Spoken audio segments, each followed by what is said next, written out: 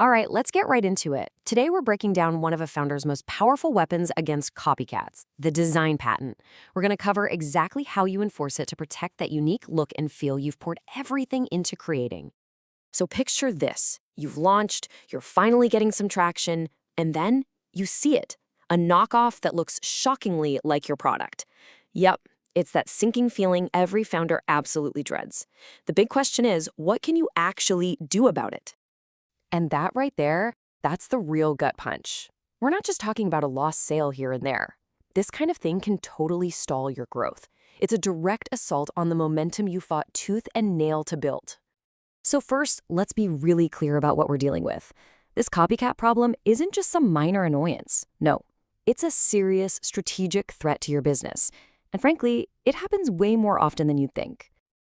Let's be real. When someone rips off your design, they're stealing so much more than just a shape. They're actively confusing your customers, they're watering down your brand, and they're trying to steal the very market you're trying to create. And you know what? Every single day they're out there, the damage just gets worse. So how do you fight back? A lot of founders think it's this super complicated, technical, expensive legal battle. But here's the good news, and it's really good news. The legal test for design patent infringement is surprisingly simple. In fact, its simplicity is your single biggest advantage. This is it.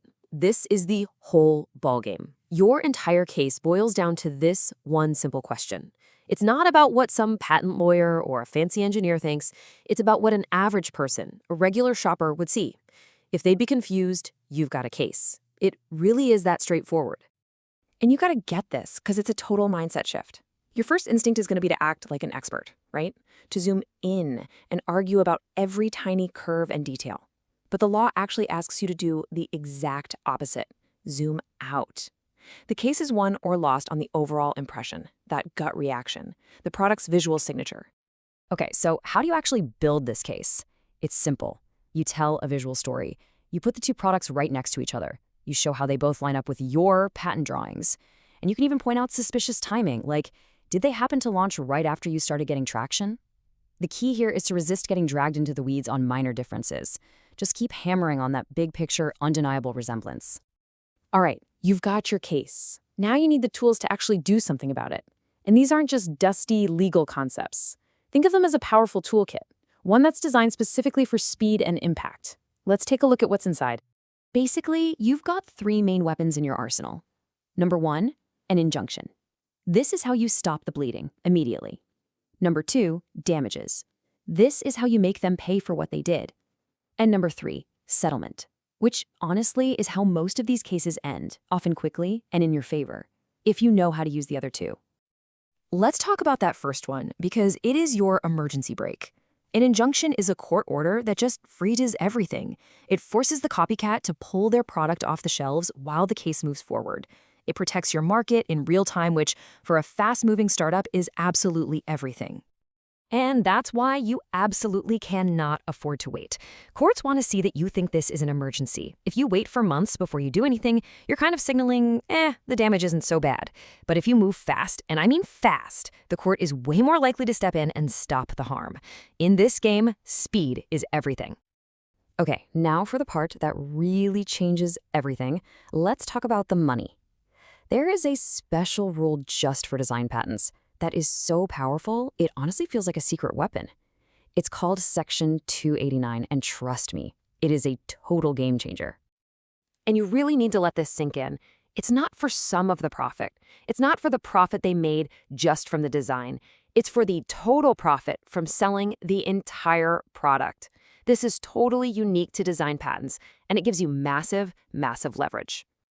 I mean, the difference here is just night and day. With typical damages, you get stuck in these endless, complex arguments about, well, how much value did the design really add?